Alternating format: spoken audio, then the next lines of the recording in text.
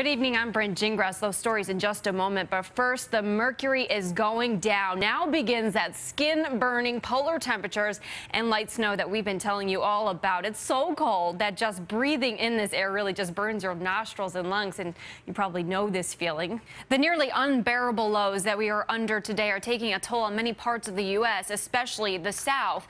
In rural Mississippi near the Alabama border, 4 people died in a mobile home fire that investigators believe was started by a space heater. Elsewhere, Southerners are just stocking up for this unusual winter weather.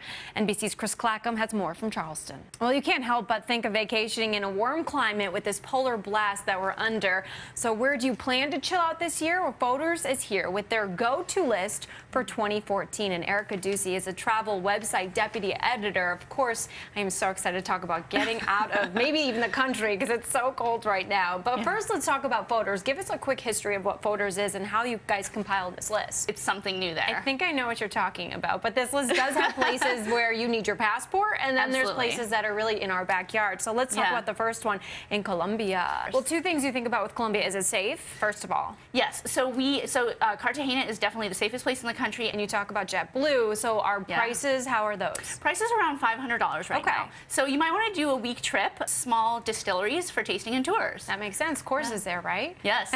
All right. We're talking about being outdoors for the spring and summer.